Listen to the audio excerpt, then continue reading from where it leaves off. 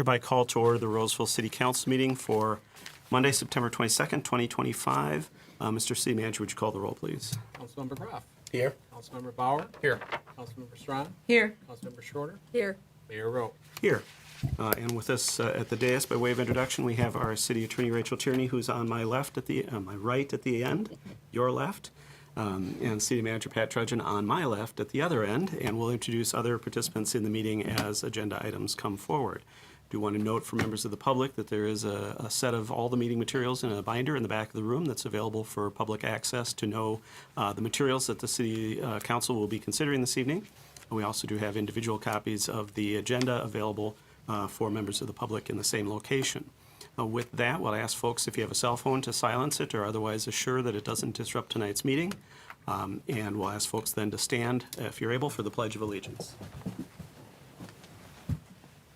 I pledge allegiance to the flag of the United States of America and to the republic for which it stands, one nation, under God, indivisible, with liberty and justice for all.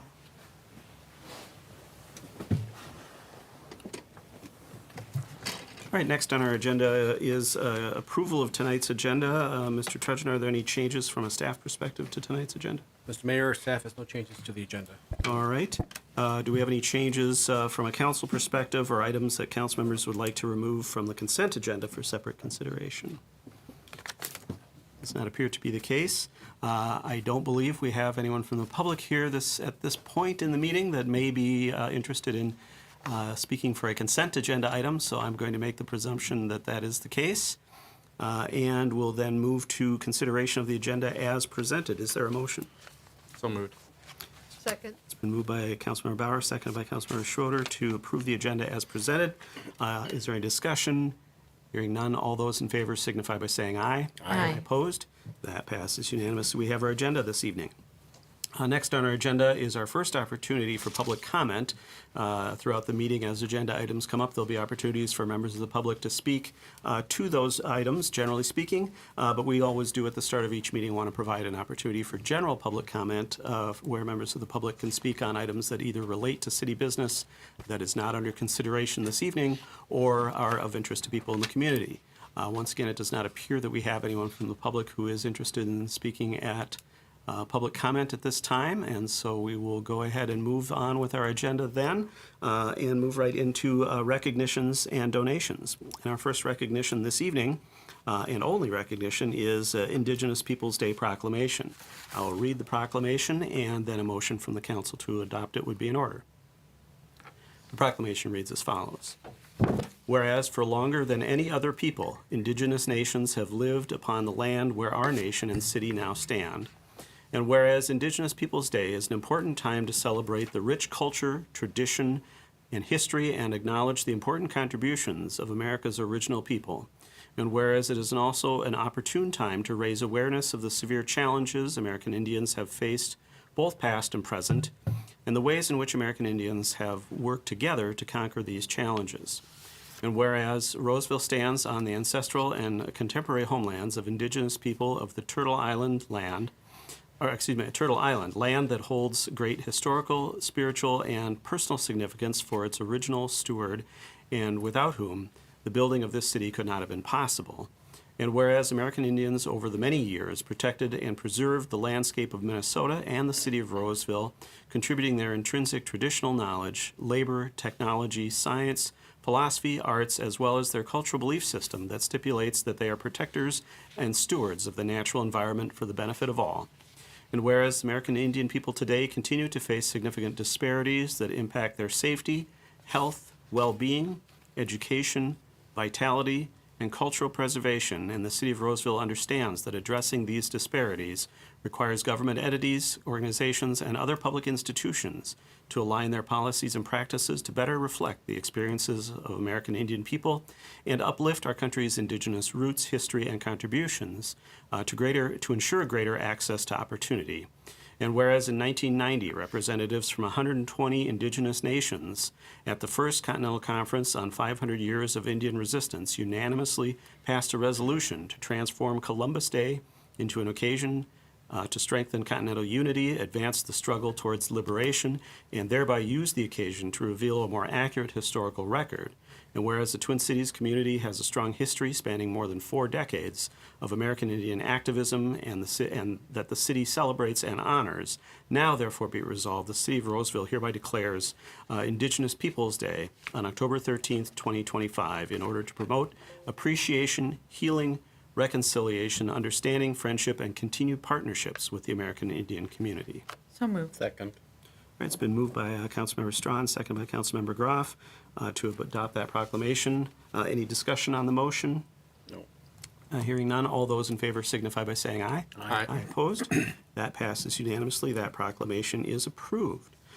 We do have a little bit of Economic Development Authority business to attend to this evening, and so we will recess the council meeting briefly here and convene ourselves as the Roseville Economic Development Authority for a special meeting on Monday, September 22nd, 2025. The roll call for the special meeting will stand as called for the council meeting with all members present. We will not have to do a Pledge of Allegiance. We have one item on the agenda, so I'm going to assume the agenda stands without need for further action.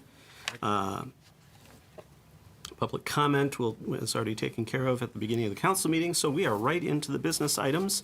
We have, as I said, the one item on our special meeting for the EDA this evening, and that is to consider a resolution authorizing the president of the EDA and its executive director to execute a subordination of the development agreement and a collateral assignment of the TIF note for 2720 Fairview Group LLC, and we have our Community Development Director, Janice Gunlock, with us this evening to bring this before the EDA. Welcome.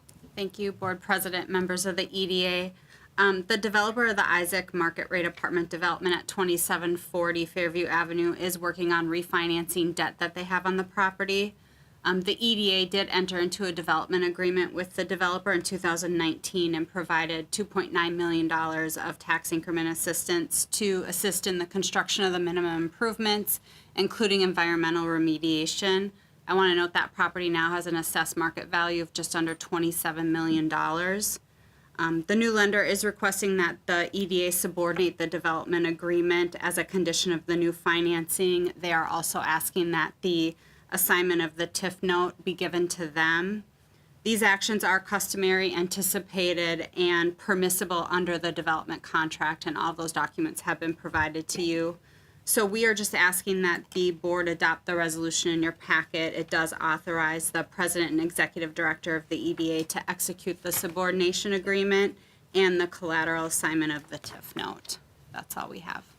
All right, thank you, Ms. Gunlock. Are there any questions from members of the board for staff on this item? Does not appear to be the case. Is there anyone from the public who wishes to speak to this proposed EDA action this evening? Does not appear to be the case. With that, then, we have the requested motion, which is to adopt the resolution, attachment 3 in the packet, authorizing the execution of the necessary agreements to carry this forward as outlined. So moved. Second. All right, it's been moved by Councilmember Schroeder, seconded by Member Groff to adopt the resolution authorizing those agreements be executed. Discussion on the motion. As the maker of the motion, Member Schroeder. It's pretty straightforward. All right, as the seconder. No, it makes sense for them to refinance and to clean this up. All right, any other discussion on the motion? Member Strawn. Just wanted to make sure in the revised piece, bench handout 3 that was included, the address appears to be incorrect. So it says, whereas Java Capital Partners 20700. Huh? That's for a the minor different case. subdivision on the council agenda, not the EDA item. Thank you. All right. There's no discussion then, or no further discussion. All those in favor signify by saying aye. Aye. Aye opposed. That passes unanimously, and those agreements are authorized to be entered into per the resolution, which was adopted by that motion. That brings us then to the end of Economic Development Authority business this evening, and so we will adjourn the Economic Development Authority and return to the City Council to continue the council agenda this evening. That's easy for some people to say. That brings us then to our business items for the city council. And our first item under business items is to hold a public hearing to consider approving a liquor license for Bright Burger Rosedale LLC. And I'll turn it over to Mr. Trudgeon for this item. Thank you, Mr. Mayor. As mentioned, this is a public hearing to consider approving a liquor license for Bright Burger Rosedale, also known as Burger Dive, located at the mall. They're looking to get on-sale liquor license as well as Sunday sales. Burger Dive, as you may know, already has a spot in Potluck in the mall. They're going to have a separate store or restaurant interior to the mall and have an exterior storefront, so they will need a separate liquor license. So we have reviewed all the information that they have supplied and find that we have everything that we need. They were also aware of the city's alcohol compliance training requirements, having gone through it a couple of times, but with any new liquor license applicant, we always remind them of that as well. So we recommend approval of this, but this is a public hearing for any testimony, and we would ask for your action tonight after that. All right, thank you, Mr. Trudgeon. Is there a representative of the applicant for the liquor license here this evening who wishes to speak to the council? It does not appear to be the case. Is there anyone from the public who wishes to speak to the council in this public hearing for this particular liquor license? All right, also does not appear to be the case. We'll go ahead and close the public hearing and move to council action. We've got the requested license before us as outlined in the information in the meeting materials, and the requested action is once again a motion to approve that license. I move approval. Second.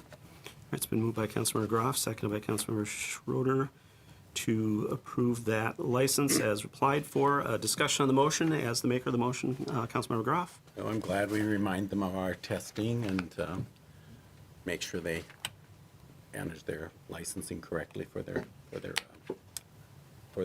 serving liquor, alcohol, and look forward to their business opening. All right, and other discussion, is the second or any discussion? All right, other discussion, Councilmember Strawn. I just thank them for giving another opportunity for dining in the area. That is maybe a little bit unique from some of the others that we have. All right, with that, we've got the motion before us to approve that liquor license. All those in favor signify by saying aye. Aye. Opposed? That passes unanimously. That license is approved. That then brings us to another public hearing. This is a request to hold a public hearing and consider a minor plat in the city of Roseville. And once again, our Community Development Director, Janice Gunlock, is here to bring this request before the council. Welcome back, Ms. Gunlock. Thank you, Mayor Rowe, members of the council. If I could have the overhead camera, please.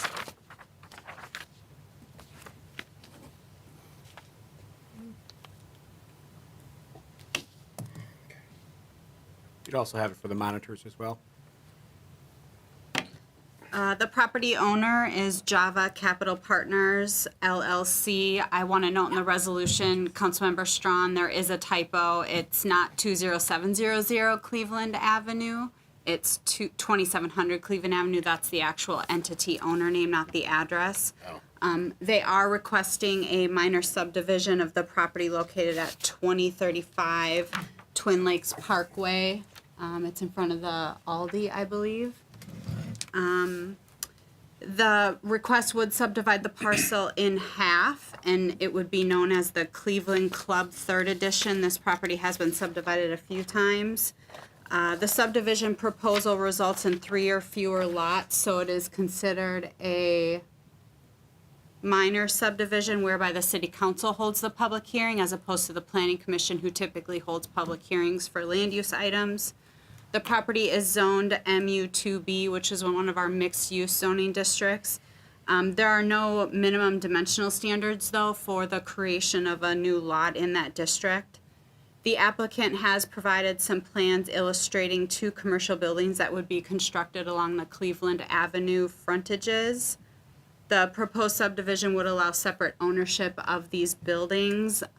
The subdivision is not required, however, to put 2 buildings on a single lot. Shared parking was constructed in 2016 and was planned to accommodate commercial square footage on this property.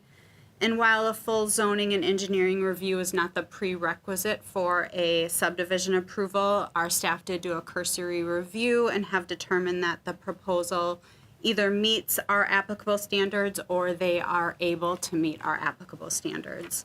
However, a more detailed analysis would be conducted at the time building permits are submitted for the construction of these buildings. Engineering staff has provided comments in a memo as a part of the packet. There is a condition of approval related to an operation and maintenance plan and agreement regarding private stormwater BMPs. And also, there are no trees on the property, so a tree preservation plan is not required.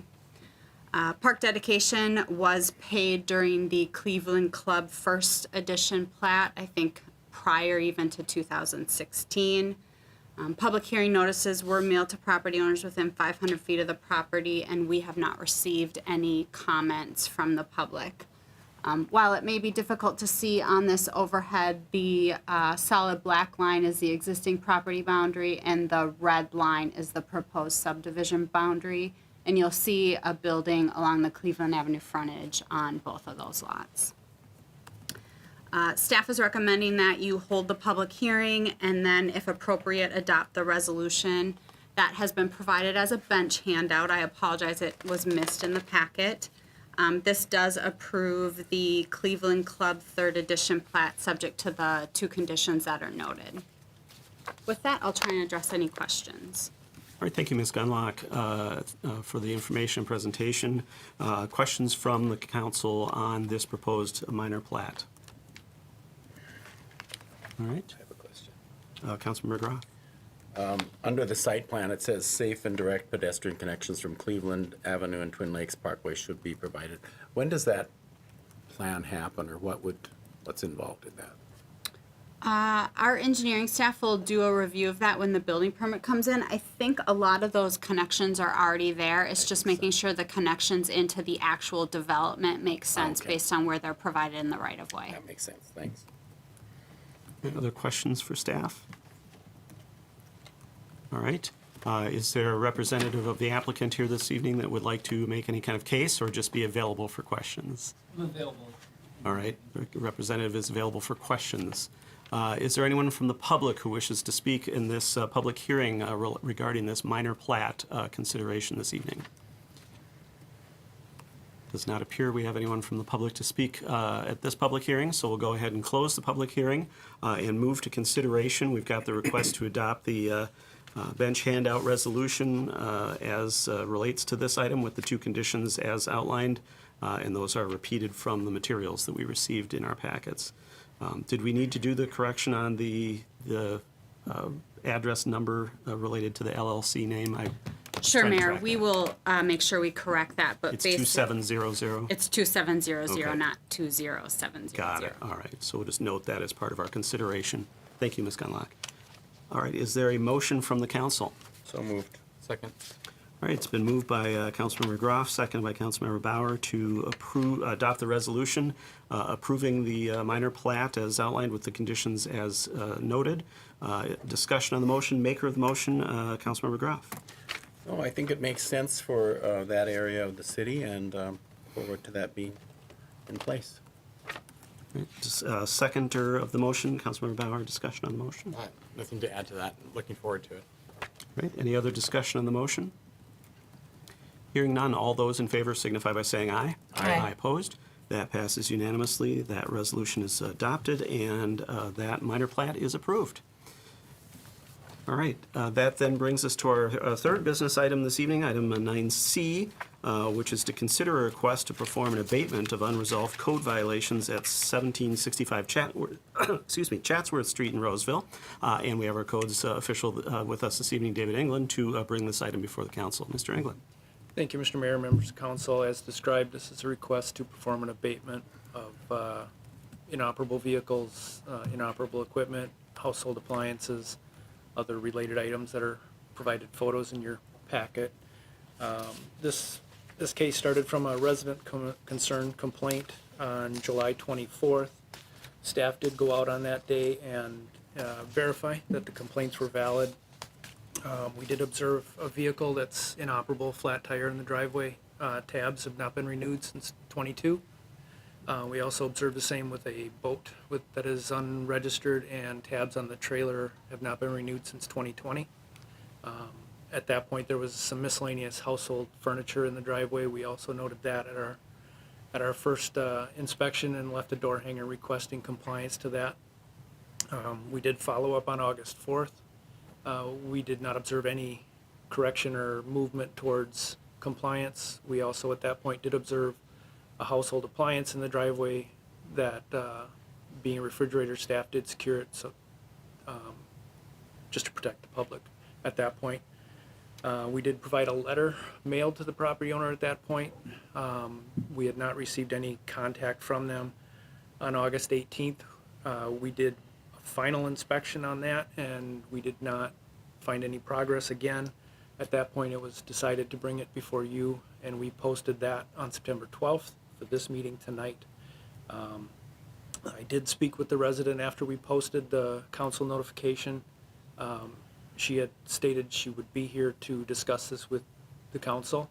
I'm not sure if she is here tonight, but I'd be happy to pause if that's necessary if she is here.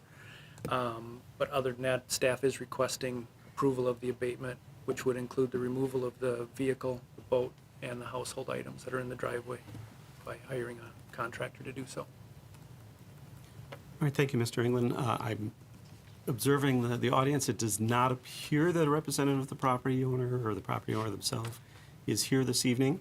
However, we've got a little bit of time as compared to what it was originally scheduled on the agenda, so we'll try to drag out our conversation a little bit here if we can, just to be sure.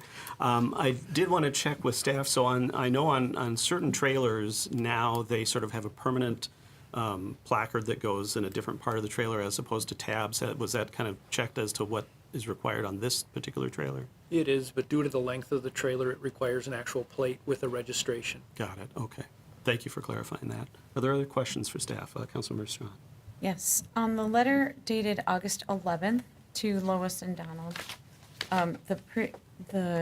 their address is given in the return address, but in the first line it indicates, the city previously noted your door hanger with your property at 2821. Is this a separate property or just a typo? That would have been a typo. That would have probably been something missed Someone by else being staff. cited on that same day? Correct, Okay, so it wasn't two separate properties that were being addressed at this time? correct. Okay, thank you.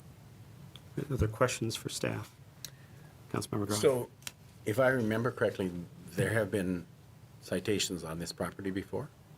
We did provide a door hanger back in '23 during the NEP program, Neighborhood Enhancement Program, noting that the vehicle was out of tabs at that point, as well as the boat being out of tabs. And it was decided at that point, since it was not a resident complaint, that it was more of a city concern, that we were just providing education to the property owner, so they had knowledge that they should get these vehicles registered.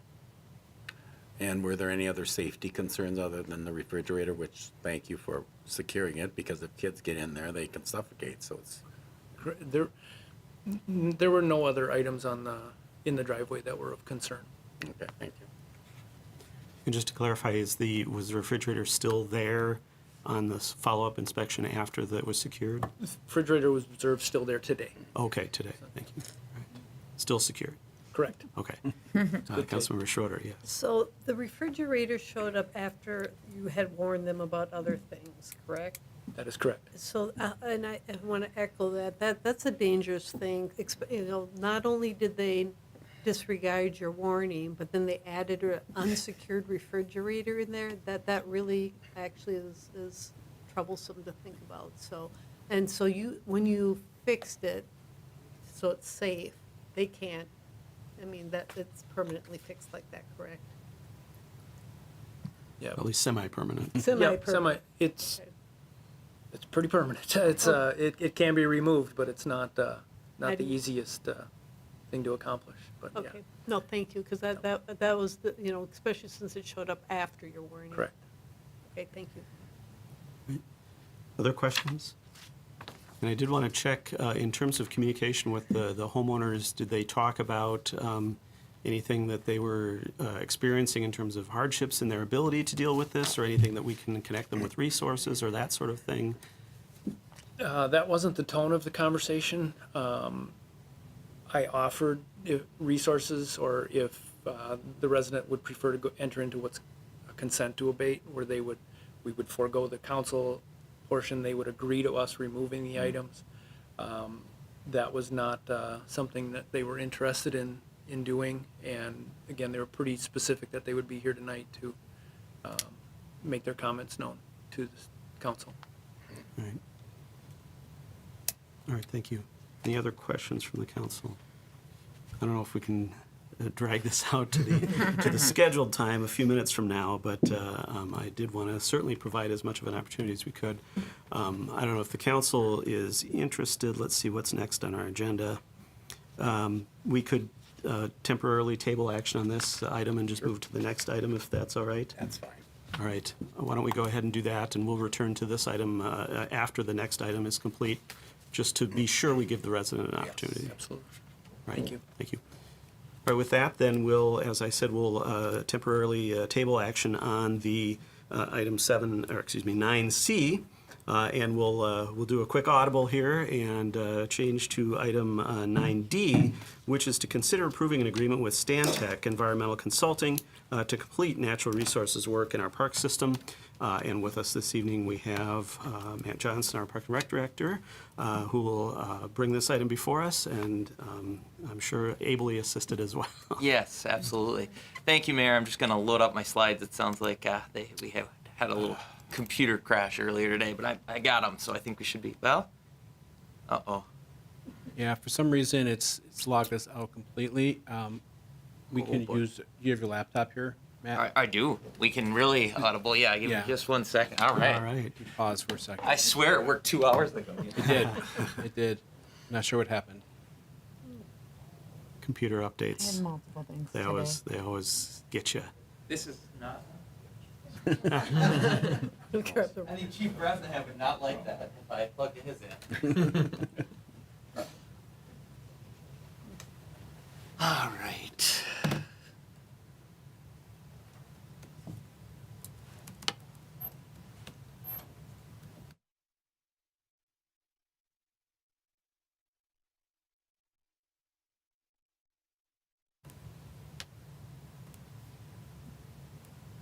Of course, I have an embarrassing number of tabs open, so just give me 2 seconds to get it all buttoned up here, and then we'll move forward. I apologize for the delay. No, that's all right.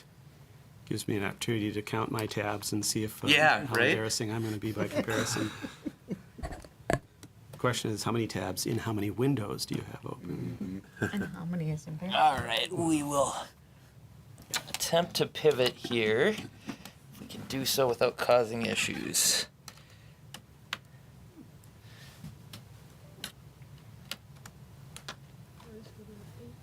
Wait. Oh, all right. Oh, see, this is the embarrassment I was talking about with, let's see here. It's not too bad. I've seen worse. I've seen worse. It's a lovely picture, though, the part that we Thank can see. Yes, thank you. Appropriate. Let's see here. Load up. All right, we are in business. Well, thank you, Mayor and Council. Appreciate you bearing with our technological issue there. Really excited to talk about this tonight, and I have Park Superintendent Jim Taylor. Certainly one of the initiatives that I'm most proud that we have accomplished here at the city and continue to accomplish, and this is our ongoing work related to natural resource stewardship. In an effort to just frame it briefly, I'm going to just have like a minute and some history, but at least 4 of you have seen versions of this presentation multiple times, so I'll try not to beat you over the head with it. But mostly we're here tonight to talk about the exciting work we have moving forward, as well as to seek authorization of our agreement with Stantec Environmental Consulting to really execute the bulk of this work. So one thing that I think we've been very proud of as a community, and something that really is special here in Roseville, is we're sort of an original adopter, an early adopter of natural resources management work. Our first natural resources management plan way predates Jim or I. That was 2002 here in the community, and that sort of got the ball rolling early on for the importance of natural resources in our parks and recreation system. In 2013, when the Parks Renewal Program really took into action, natural resources work was prioritized as part of that, and the city allocated $1.5 million in funds to go towards natural resources work as part of that program. Those $1.5 million were able to be leveraged to actually over $600,000, almost $700,000 in grant funds, making a total workload of $2.2 million of natural resources work that was completed in about 10 years, from 2013 to 2023. That work eventually touched every park in our Parks and Recreation system. It's one of those things where it's a little bit like watching your child grow older every day. You don't necessarily notice it if you live in the house, but when grandma shows up, she goes, oh my gosh, it's so different. That's a little bit how our parks look now. It's if you see pictures of what they look like pre-natural resources program, they had a lot of buckthorn, there was a lot of unnatural looking shade, and now we have a lot of natural habitat there.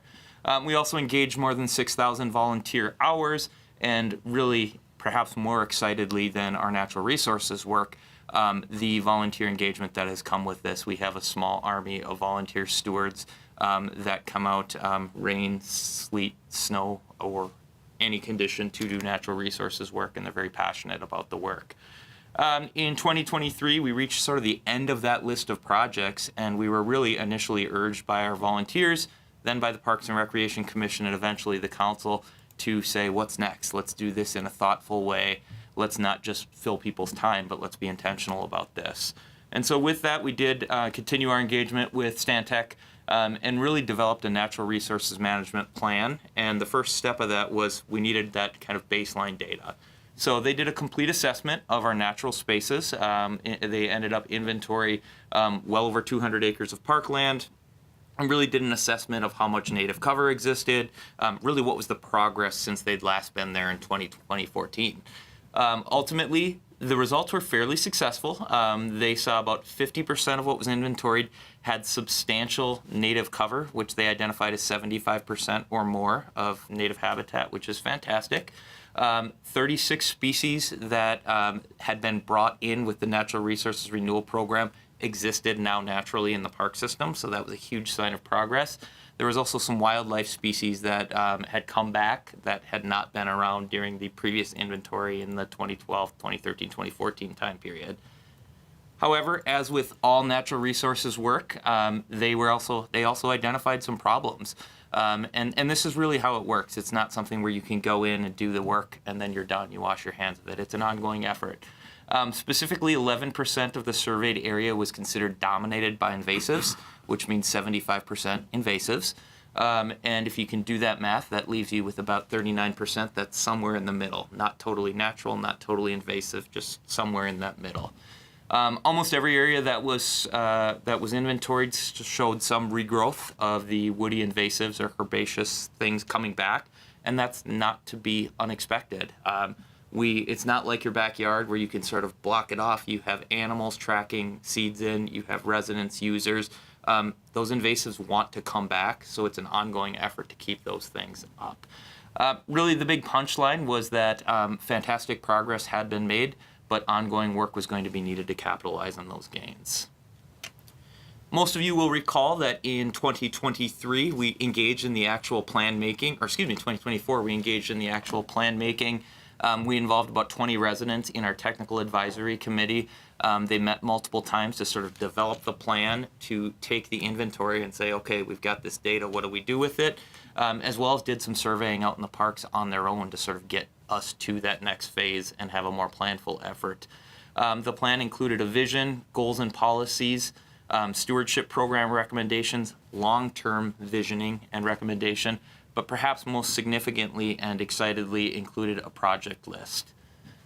That project list listed out more than 200 super tangible projects. These can range from go into this one land unit, remove buckthorn, drag it out, to controlled burns, to garlic mustard pulling, all very, very tangible items on that project list. But it did not initially prioritize them. It just said, this is the stuff you need to do to improve your natural resources. It set us up a system called stacked benefits to prioritize the various projects, and it really allowed that flexibility of, as funding became available, as impacts were greatest, as volunteers were most passionate, we could prioritize certain projects, not necessarily be beholden to a giant list as they had outlined it. So with that, we had our project list, we had our plan, we were excited to move forward, But really, that first thing was to try to procure funding at that point. We had a lot of projects, but a lot of concerns about how are we going to pay for this. We worked with Stantec as well as some of our volunteers and staff, and really pulled together what we thought were those most appealing projects for the DNR's Conservation Partners Legacy Grant. It's really their biggest natural resources grant program, and we're able to put a successful application together. And we were recently informed, and we had it approved a few meetings ago, that we received $500,000 in funding from the Department of Natural Resources to complete this work.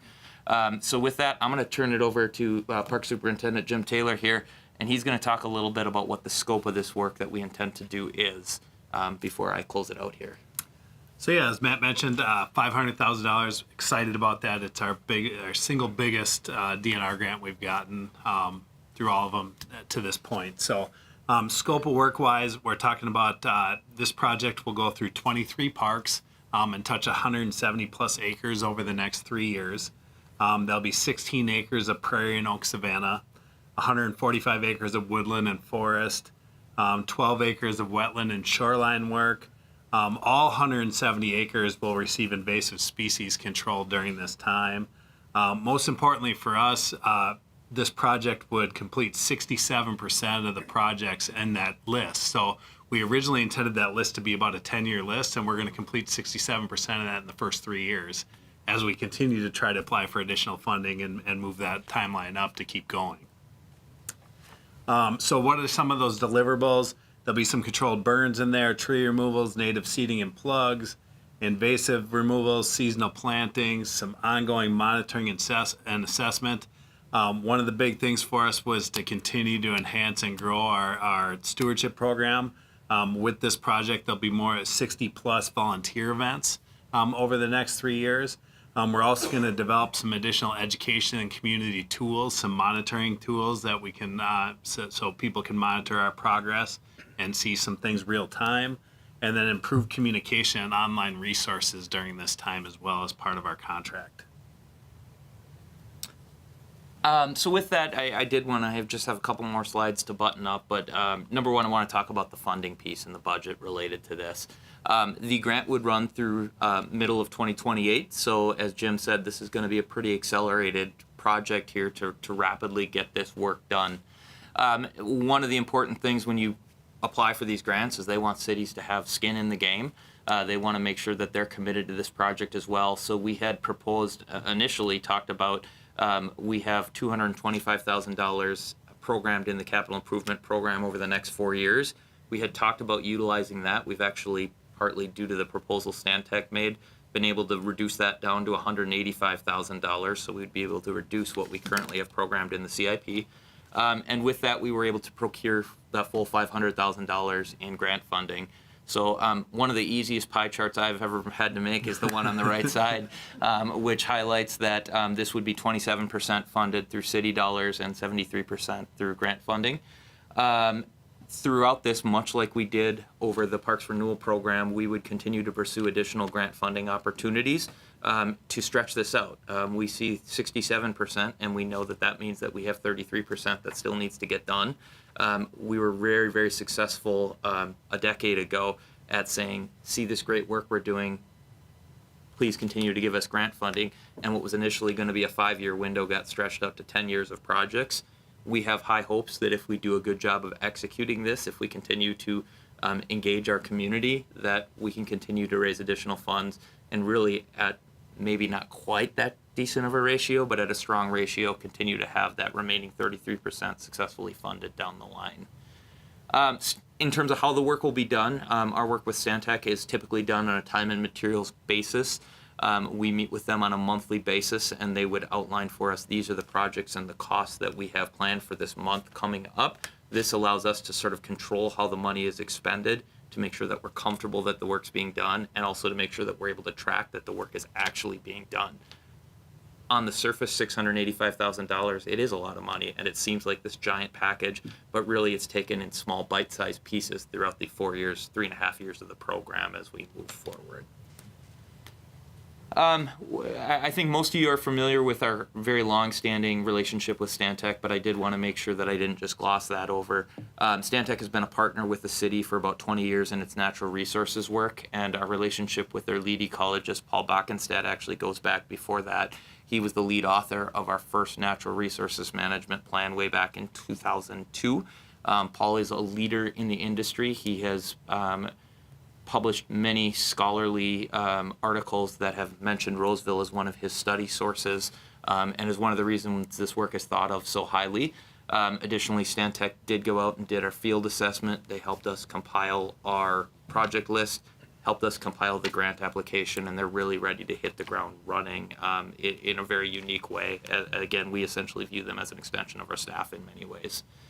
They are experts in the field. It isn't just Paul. They have additional staff who really are fantastic and, again, really know Roseville quite well. And as I said, rather than saying, hey, make us a proposal and go do this work for X number of dollars, this is really worked on collaboratively throughout the life of the agreement so that we can ensure that we're getting value for the dollars we're spending.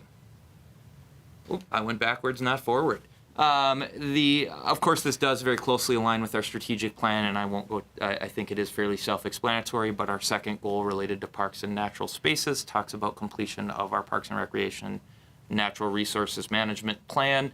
There are also many places where it talks about stretching city dollars as far as they can and leveraging city dollars to gain third-party support. I believe that this plan does both of those things.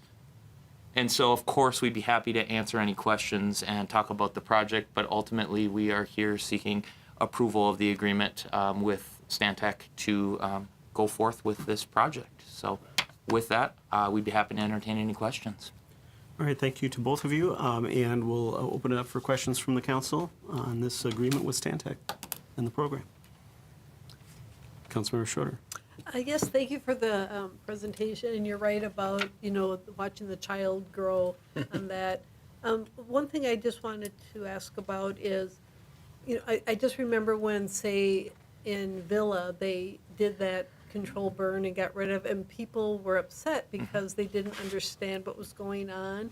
And so part of this, I assume, would be putting up the signs or making sure the communication's out there so that our community doesn't get upset and don't understand what's going on. So Absolutely. I assume that's part of this as well? I can answer it in two ways. First, yes, in terms of that level of engagement and ensuring that we're proactive. It's another thing that Stantec knows that is sort of unique about how we do things in Roseville. We get out in front of these things. We use signage. We make sure people are aware. I didn't include it in a sign, but one of the things that was outlined in our master plan and Stantec has committed to is actual educational opportunities. So not just learn to go out and cut down buckthorn, but why is this important? Why does it matter? Why are controlled burns valuable to the ecosystem? So they really do want to holistically engage with our community. But the first step of that is make sure that they don't think we're just out ruining their parks. So we want to make sure that we're proactive, and certainly that is part of this. That's a wonderful question. Thank you. Great, thank you.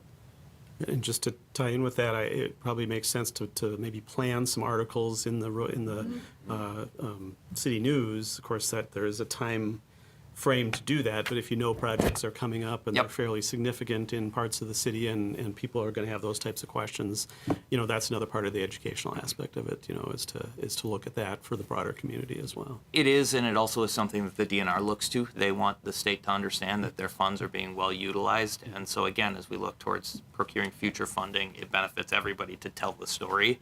And that's certainly something that we aim to do with this project. Great. All right. Other questions for staff? All right.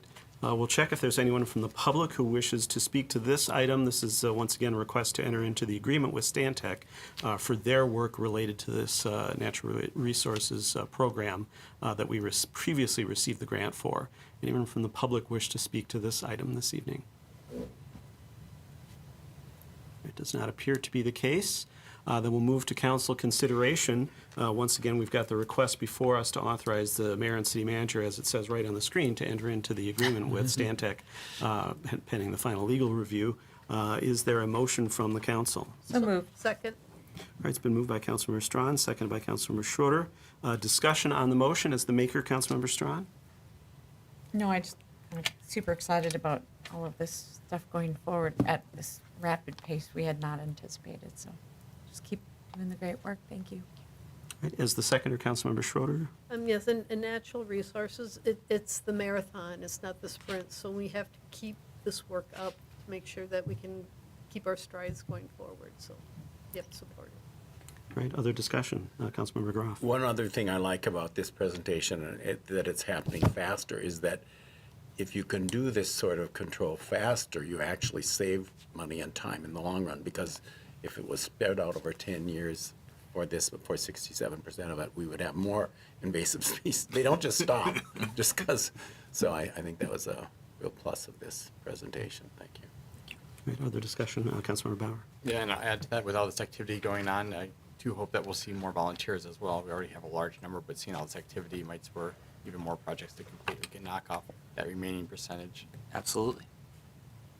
Right, and the only thing I'll just note is that as with most of the parks in Roseville, there's neighbors of the parks and users of the parks that are very interested in what's going on, and also very interested in what has been the case since we finished our previous round of work in some of those parks, and so we'll be eager to know that we're going back and doing some of the follow-up work that I think a number of people are observing is necessary in some of those park facilities. So this is all good stuff, and I think this, once again, leveraging the grant money is really important.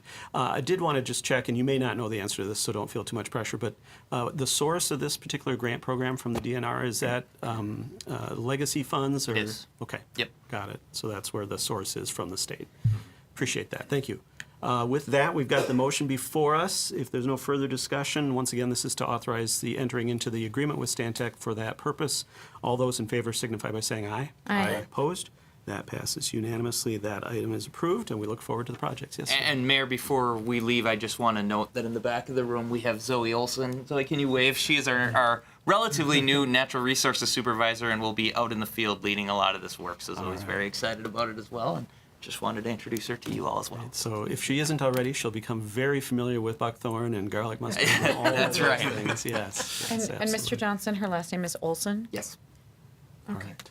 Everyone here is either an Olson. I was just going to say, very Mr. Johnson has an unusual old, name. yeah. Sitting next to Yeah. Miss Olson. Yes, as is appropriate, they have to have one seat space between any two Olsons in Minnesota. It's a quorum. All right. Far from it, Mr. Groff. With that, thank you again. Appreciate that, and good luck to everybody on all the work, and look forward to hearing all the stories from the volunteers.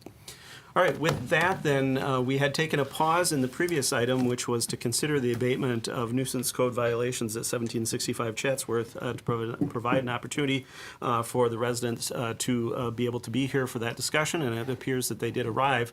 I don't know, Mr. England, did you want to just come back up for just a brief kind of synopsis of what we've discussed up to this point?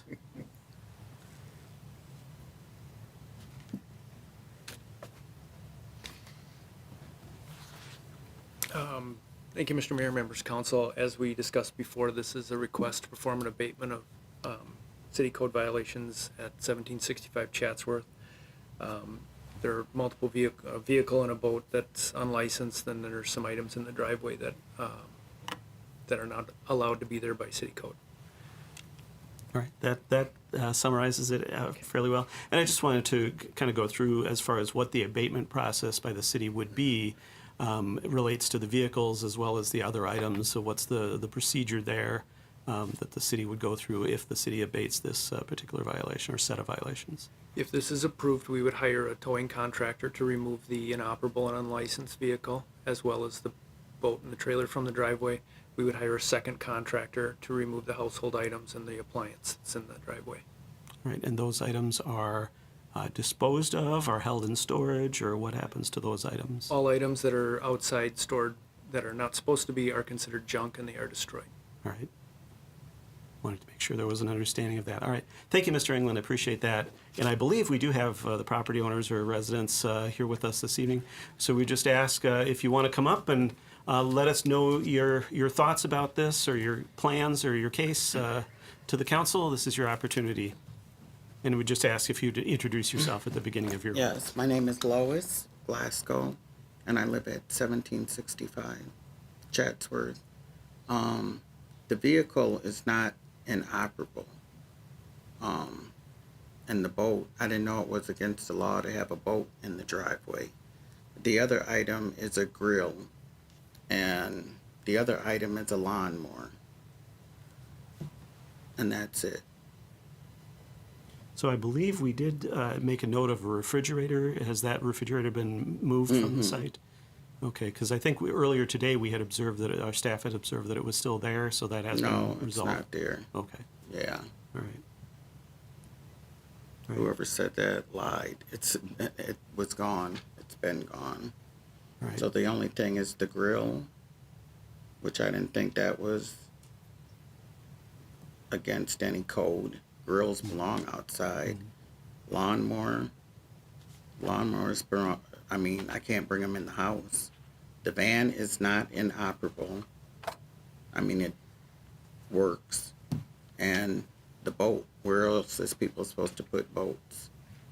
All right, we should be able to provide information for you on that as to the specifics of the violations to make that more clear for you.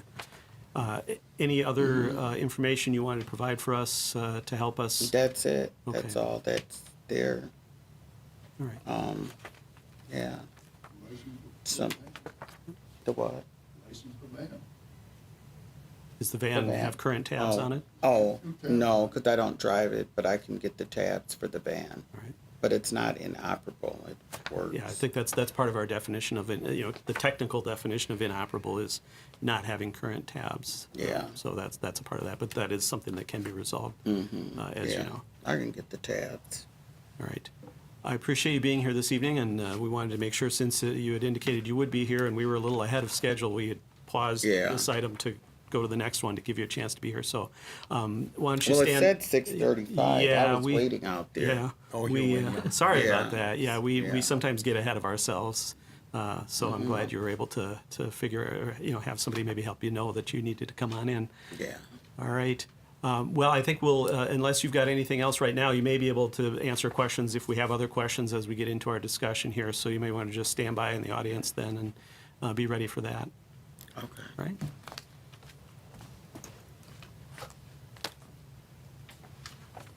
And I think we had a request from the council to, once again, if you can put up the pictures that were put up earlier. Mr. Anglin?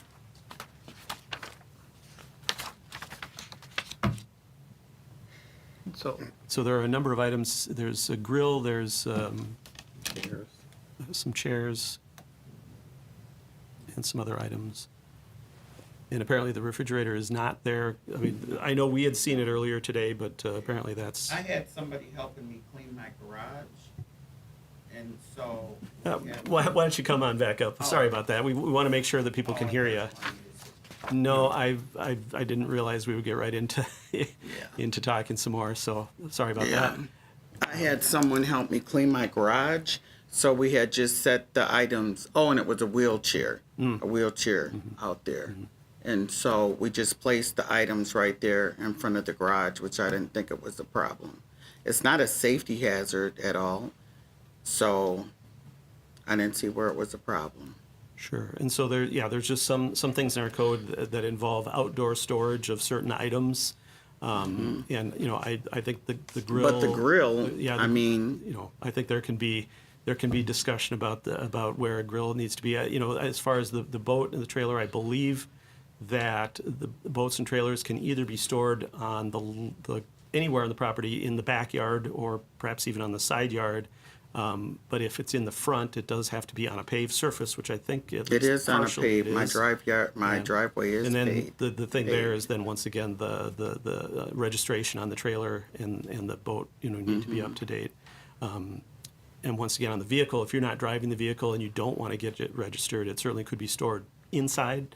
If you can put it in the garage, that would be one option for you as well. That's generally, I think, the thing that we're looking to see is as much as possible things that can be I stored can get the inside. tabs for it. So that's Yeah. I think your option. So we Drive it.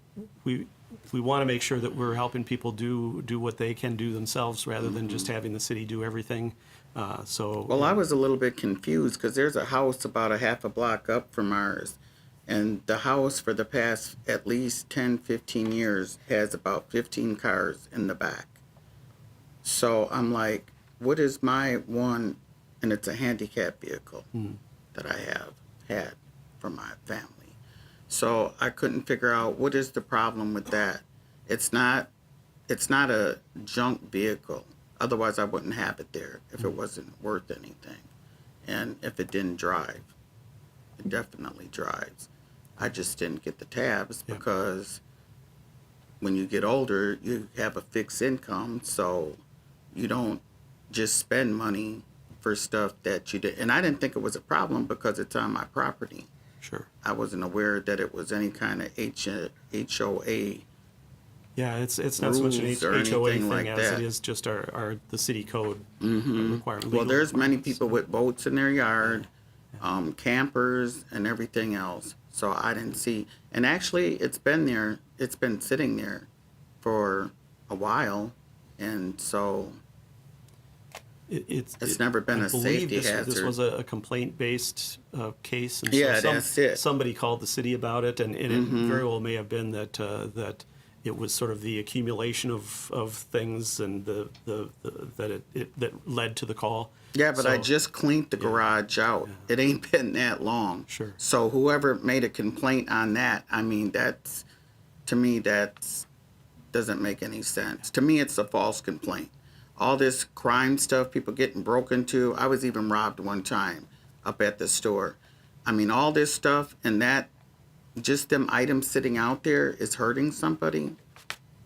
I mean, it makes no sense to me. It's on my property. It's not a safety hazard. It's not chemicals or anything like that. It's just I cleaned out my garage and I sat the 3 items there. And that's it. Do you expect to get things kind of put away and dealt with in terms of the tabs and things like that in the near term? Yes, yes. All right.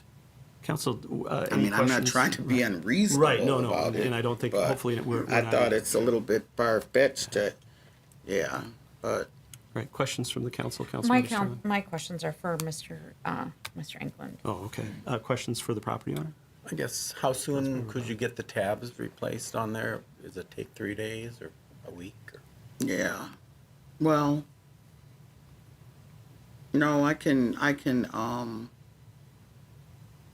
for me to go get them? Yeah, yeah. Because you need to. Yeah, I have to wait until I get my, yeah.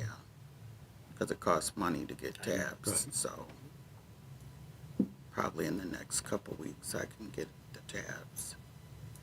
And the other option always is to store the vehicle somewhere else, but you have to have the somewhere else to store it, so that's not always an Exactly. option. Yeah. Yeah, I didn't think people couldn't store stuff in there. That's where cars belong, in the driveways, so I never had I see many people with multiple cars in there.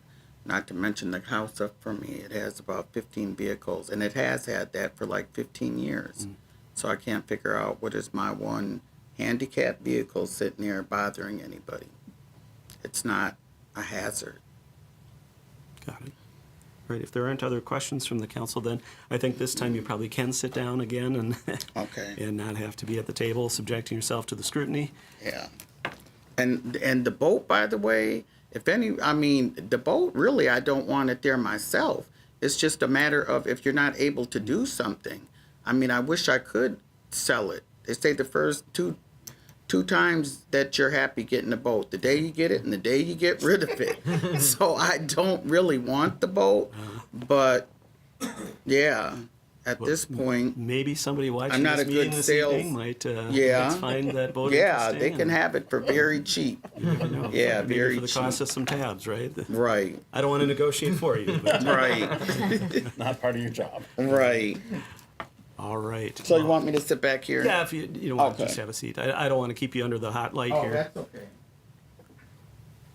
And Councilmember Strawn, you said you had a question for staff. I did. So, Mr. England, can you clarify that part of what we consider a disabled vehicle is also that it is flat tire, is that correct? That is also So, correct. Being operable means that you can drive it off of the property. So in addition to tabs, it would require having a tire that could be filled That is to correct. sit there. Okay. You mentioned that in 2023, you put a door hanger up regarding the expired tabs and boat on the car and the boat, and it doesn't look like did we see any change or anything? It doesn't look like they've been updated since 2023.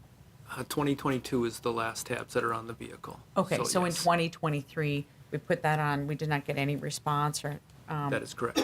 and so it was not pursued at that point. There was no violation or fine for the folks, but they were out of compliance at that time and just like anything's changed since then.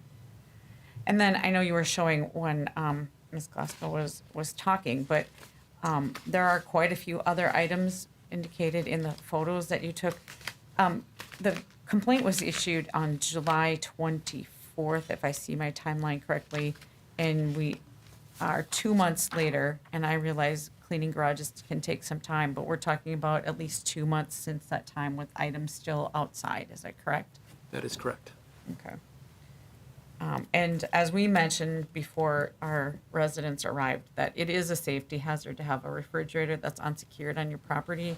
I know this because I have a family member who was locked in one, unfortunately, and did make it out okay, but it was exceptionally traumatizing, and it is illegal to have a unsecured refrigerator without, or at least remove the door, right? Anywhere in the state of Minnesota, isn't that correct? That is correct. Okay, so that could be considered for sure a safety hazard if nothing else is considered a safety hazard.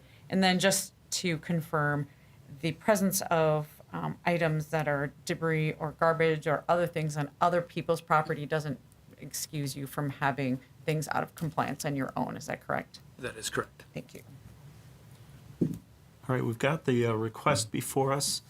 Certainly in cases like this, we have the option to stay the abatement if compliance is done within a certain period of time. That's an option we have before us. I will defer to the council in terms of a motion in relation to this item. Well, I would like to give the resident a chance to clean this up, and actually, it does cost money to put tabs on, and if you're on a fixed income, that's something I think we as a council need to consider. So I would stay it for 2 weeks, and at that time have Mr. England recheck it, and if it isn't done, I think at that point, do we revisit it, Mayor, or do we? I think usually the abatement action is stayed for the time period, and then an inspection is done, and any remaining violations would be abated under that order of the council. That's what I would move. I would second that. All right, so 2 weeks. All right, so in other words, what this action would do is this would authorize the staff to do the abatement of any remaining violations after 2 weeks, if there are any at that time. If everything's taken care of, then there's no action required of the city at that point. So we have the motion before us. As the maker of the motion, Councilmember Groff. Oh, did you have a question? I had a question. I was wondering if we should ask the resident if 2 weeks is an adequate amount of time for them, given, as Councilmember Groff stated, to find funds, it may turn out that 3 weeks may be more ideal or something like that. I'd be curious to know if. Well, I'm we open to get- an amendment if you want. Well, if we could get it, would you say that 2 weeks is adequate? Yeah. Okay, we're getting an okay from the. October 6th. Three, oh, of course, 3 weeks would be better. Right, do you want to change, amend the motion, either by looking at, perhaps the original maker making an amendment, or, I I'd don't know. amend it to 3 weeks. I 3 think, weeks. we're not trying to be unreasonable here. We want to work this out with you. But do keep in mind that if it's not done in 3 weeks, then we do go ahead with it, and whatever's left would be taken and it would be added to your, correct me if I'm wrong, Mayor, but I think it's added I to think the. some of the tax. costs do go The back to cost the comes property back owner, to yeah. you, so, Most likely I can get the tabs this week, but just thank you. All right. So anyway, that's my amendment, Mayor. All right, so it's 3 weeks now. I will second that. I was just going to double check with the I'll second. second that. Keep your I'd like to second. put a date on that is October 13th, which is 3 weeks from today. 10, And I'd just 13. like to reiterate that that includes fixing the flat tire. So, and that's Sure. just for that one vehicle. In order for that vehicle to be operable for any items. So this is everything on the item, on the list that was mentioned. It's not just one item. It's all items would be abated and resolved by the time 3 weeks have been resolved. So that shows a flat tire in this particular picture. No, the tire's not flat. I was Well, gonna say. that's what I was just going to say. Yep, That, then- that's what was observed, and so if Yeah, it's the not tires flat, are it's not- not flat. Yeah? All right. Okay. That's the beauty of these things, is they can be fixed. All right, we've got the motion before us, and just to be sure, the date on the 13th is agreeable to the maker of the motion. All right, so we've got the motion as amended then to stay the abatement to October 13th, and at that point to authorize abatement of any remaining violations. With that, any other discussion on the motion? All right, hearing none, all those in favor signify by saying aye. Aye. Opposed? That passes unanimously, and that abatement is authorized with the stay as outlined to the 13th. Thank you again to staff, and thank you for being here this evening as the property owners. All right, I think we are through all but one of our business items this evening. We just have a minor item left, which is the 2026 city tax levy and budget. And so we'll turn it over to Mr. Trudgeon, who will be rolling the dice on the laptop. There we go. All right. No problems. Is this working?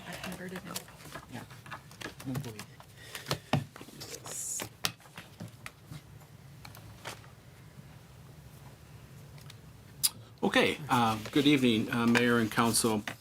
So tonight, staff is asking for the council to consider approval of the preliminary 2026 tax levy, EDA tax levy, and city budget. As the city council knows, this is something that is required by state statutes to be done by September 30th, at least with the city preliminary levy. So tonight, here is where we are on the budget calendar. We're on the 22nd here. Our next formal actions regarding the budget after tonight will be later in the year with a public hearing on December 1st on final consideration of the budget on December 8th. None of that precludes having additional discussions in between if the council so wishes to. We'll be talking about utility rates and fee schedules, which are part of the budget and overall charges to residents in the community. So, just want to recap a little bit of what we've talked about so far, and I think the council, it may be very familiar. And I would note that this PowerPoint is really based off of my memo here. I just wanted to have some graphics to show you here tonight. So on the 25th, I outlined 5 scenarios regarding the budget and the levy. The base budget represents increased costs for current staffing programs and services and does not add any new personnel, including public safety personnel. Scenario 1 adds 22 public safety positions, that's 15 new firefighters and 7 positions in the police department, into the budget and levy, and assumes receiving grant dollars. We have a SAFER grant outstanding and a COPS grant outstanding to help fund partial cost of those positions. Scenario 2 adds the 22 public safety positions, but assumes that we are not getting grant funding for that. Scenario 3 adds 22 public safety positions, assumes we get the grants, but also imposes franchise fees to assist in the staffing costs. And we can get into how we're doing that a little bit later. And then scenario 4, like scenario 2, adds 22 public safety positions and assumes we're not getting grants. Then once again, we would still implement franchise fees to help offset the cost on that. So based on those scenarios, we have the following impacts. And I would note that the numbers here represent the combined city and EDA levies. So if you look at that bottom line, the levy amount, that's both the EDA levy and the city levy combined. You notice our resolutions have slightly different numbers to represent just the city portion. So, And Mr. Trudgeon, just to pause there, the EDA levy is reflective of the action that the EDA took at our last meeting to reduce the levy by 100,000. yeah, yes, Okay, just 264. wanted to Yep. note that for Yep, people. to- thank you for that clarification. So, as you can see, the base budget by itself is a 7.55% increase in the overall tax levy. Under scenarios 1 and 2, adding the public safety positions increase the levy anywhere from 10.84% to 13.12%, and that depends between the different scenarios whether or not we receive the grants. Under scenarios 3 and 4, adding public safety positions and franchise fees that are created that will allow for an additional amount of capital spending. The levy increases range from 7.64% to 9.91%, once again depending the difference between those scenarios on whether or not we receive grant dollars. So for the monthly impact of the levy on the median valued home, which is $378,600, you can see at the base budget is $10.55 more per month. And once again, this is combined city and EDA. Under scenario 1, that's $14.81. Under scenario 2, $17.75. Scenarios 3, $10.67. Whoops, I'm sorry. And under scenario 4, $13.60. You will note that under scenarios 3 and 4, the actual levy dollars are less than scenarios 1 and 2. That is because we are using franchise fees to create up some levy. So, in an effort to make sure we're comparing apples to apples, so to speak, we need to adjust those numbers. So as I mentioned, scenarios 3 and 4 use franchise fees to help lower the tax levy.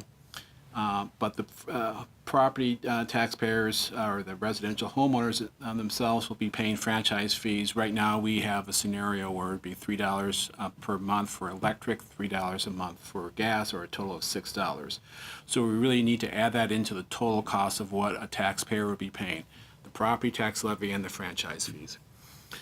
Since scenarios 3 and 4 are providing more capital funding, actually in the amount of $1.12 million based on the use of the franchise fees, we also need to adjust scenarios 1 and 2 to account for that additional capital spending if we truly want to compare the same to same.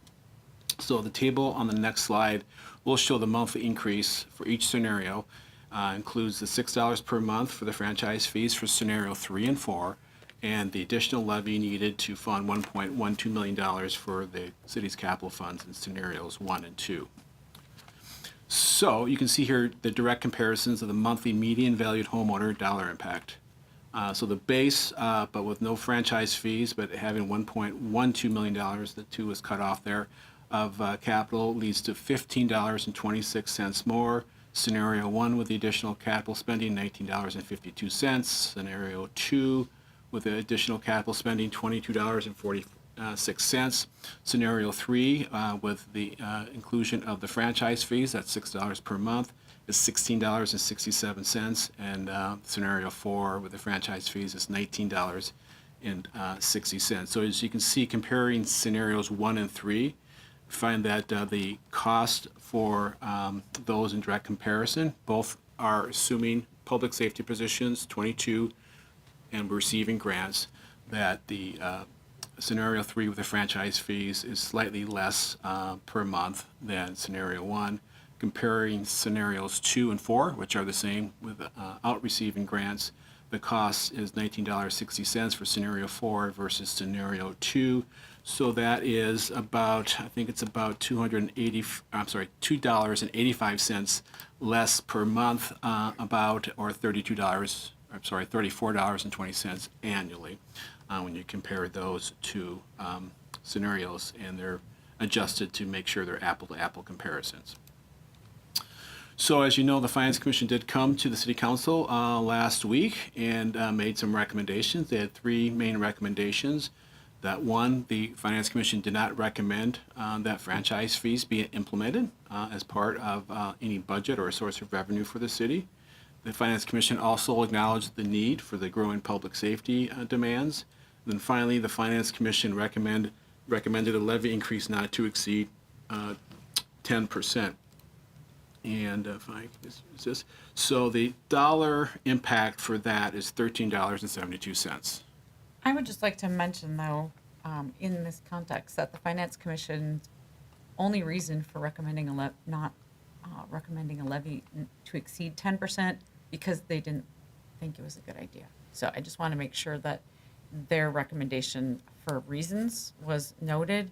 They just didn't think more than that was a good idea, and they didn't have it based on any one thing. So I think it's important to,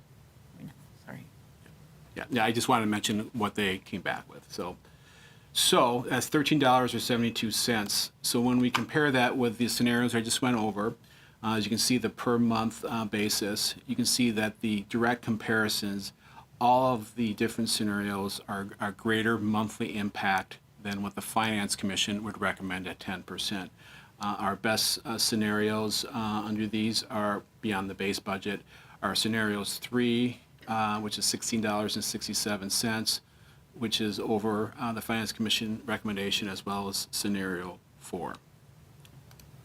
So based on that Finance Commission and some City Council conversation last Monday, staff looked at additional scenarios that would look at keeping the cost impact of the monthly tax levy and imposing the franchise fees combined the same as a 10% levy increase, or about $13.72 per month. So we came up with two more scenarios just to add to the numbers and complexity of everything. So scenario 5 would add 22 public safety positions, just like scenarios 1 through 4, and assumes funding assistance through grants, so similar to scenario 3, but also have the implementation of franchise fees to assist. The difference between scenarios 3 and 4 and 5 and 6 is that while we would still use $2.1 million of franchise fees towards the right-of-way infrastructure, we would use all of that freed up levy that's currently going there, the $1.6 million, towards the operational side of the budget. If you'll recall, and I'll have a slide after this talking about where that additional levy was going under scenarios 3 and 4, that does free up additional money that can be used for the operation side to help lower that levy. So scenario 5 adds the public safety positions, assumes grants and franchise fees. Scenario 6 is the same. The only difference is it assumes that we do not receive the grants. So under those scenarios, scenario 5, the actual levy increase will be 5.54%, or $7.96 per month. Under scenario 6, the increase would be 7.81%, or $10.89 more a month. Now, this is just the levy impact, and so we have to be very careful and we'll make sure we're comparing apples to apples. Before I do that, I just want to mention here a little bit about what we're doing with scenarios 5 and 6. Currently, we have $1.6 million of levy going to these 4 right-of-way infrastructure funds. What the proposal under 5 and 6 would be to replace that $1.6 million of levy with $2.1 million of franchise fees, and that's that $3 for each utility, or $6 a month. That would lead to about $475,000 additional spending in capital. Under scenarios 3 and 4, you may recall we had some of this freed up levy from here going to these 4 other funds, vehicle and equipment funds, but $545,000 there, and we also had another $100,000 in the public works equipment fund. So basically, of that $1.6 million, we used $645,000 to put in other funds and put them in really good stead. Under scenarios 5 and 6, we are not doing that. We're putting all that money into the operational budget. Previously, under scenarios 3 and 4, we had $986,000 of that freed up levy going. So that really explains the difference in the levy and why it's going. Now, that's a good thing for the levy. However, we are not addressing some funds that need some help now and into the future on the vehicle and equipment funds. But that is the difference between the two alternatives. So in order to adjust these equally, we want to make sure that we're looking like for like, so similar to what we did before. Since 5 and 6 use franchise fees, we need to add that cost into a comparison. And then since 5 and 6 have more funding through the use of the franchise fees for capital, we need to add appropriate levy back into those earlier scenarios so that we can compare apples to apples. And that difference, instead of that $1.1 million of additional levy, it's only $475,000 of levy for scenarios 1 and 2. So when you look at the comparisons here, you can see the difference here. So the base, which has no franchise fees but adds $475,000 more, is $12.55 in capital. The scenarios 1 and 5, those will be the comparisons, is $16.81 versus $13.96 for scenario 5. And scenario 2, when you add the capital back in, is $19.75. And scenario 6, the levy plus the franchise fees is $16.89. So on the far right there is the Finance Commission number of $13.72. These numbers are still higher than that, with the exception of scenario 5 that gets fairly close, not exactly to where the Finance Commission was looking at.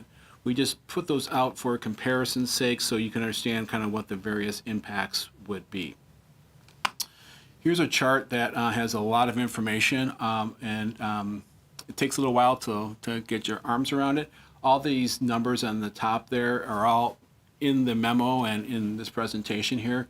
But basically what we want to be doing here is understanding a couple basic things. A are scenarios that do not include franchise agreements, or franchise fees, I should say. B are scenarios that include $1.2 million of increased capital funding, either through levy or franchise fees. C are scenarios that include $475,000 of increased capital funding, either through levy or the imposition of levy fees. So that's A, B, and C. And as you try to do comparison, and this is where it gets a little hard to follow, but A should be compared to A, B and B1 should be compared together, B and B2 should be compared together, C and C1 should be compared together, and C and C2 should be compared together. The bottom line is what we're trying to show here is the different impacts over 2025 and what that gradual difference is here. We can have all numbers on the chart, but this is just a graphical representation. And I would note under scenarios 3, 4, 5, and 6, you have that orange line, which are levy dollars, and then that bluish line or bluish bar, or not the bar, the column is the franchise fees. So just another way to look at the data. And before you go off that, so I'm presuming that the horizontal black line is on top of the 2025 Yes. Property tax cost to the. That's average correct, property. Mr. Mayor. Thank you for pointing that out. So that's kind of the increase above that line. If we held that steady in 2026, that's the amount above what we charge in 2025 for the median valued home, Right, the and monthly just charge. to be clear, some portion of that in all these cases comes from a change in value to It the sure median does. value home. Yes, And I can't remember what the portion is, but it's some portion of that. yes, yeah. In all there- cases. Yeah, even if we didn't raise the levy, the cost would go up for the median valued home because of the market value. Right. increase. That's correct. So that is a lot of data, and I apologize if that is confusing, but I just wanted to make sure there's as much information out there. Tonight, you get to decide kind of what our preliminary tax levy will be, both for the EDA and the city budget. So some things that I thought are important for you to consider, and there might be other factors that you have as well, is one, the desire to add public safety personnel in the 2026 budget to address the increasing demands for public safety services. We need to weigh the desire to add funding for city capital funds, especially those funds that will have negative balances in the near future. Also weigh the results decisions made as part of this budget will impact future budget years. And it cuts several ways. One is if we add public safety personnel with grant dollars, we have to make up those grant dollars in future years. On the flip side, if we don't invest in capital funding right now, we will need to be doing some of that in future years. The uncertainty of receiving grant funds in the public safety personnel positions at the time the preliminary tax levy is set, which is now. We don't know what we're going to receive word from the Fed on the SAFER grant and the state from the COPS grant. We expect to hear at some point in October-ish, but that's about all we know. That's not very helpful for your decision here tonight.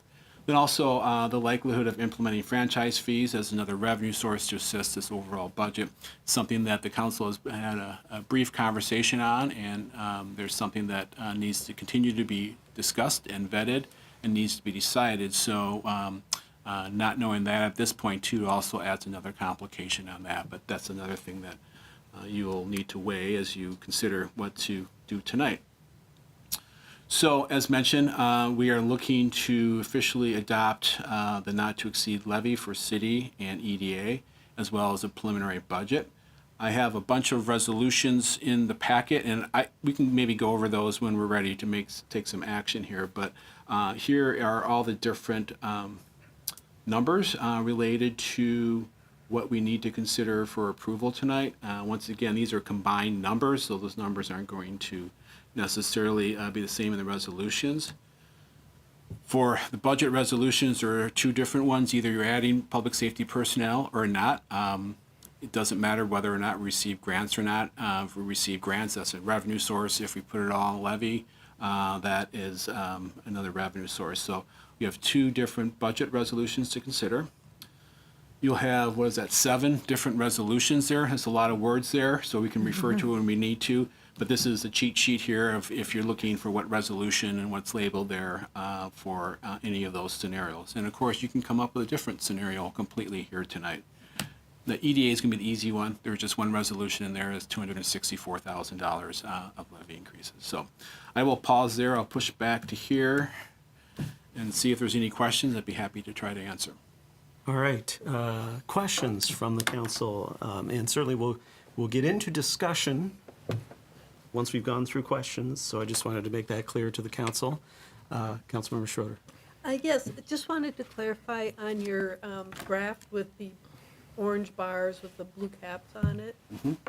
Right now, the medium value home is paying $117.95 per month, is what they're paying now for property taxes for 2025. In 2025, the median house is paying that, and the median house is $360,000 But that's per month, right? per month. That's per month. Per Okay. month. So These then- are city and EDA taxes. Okay, I just wanted to make sure. I know sometimes we look at the little increments, and it's nice to see where that piece is. Yep.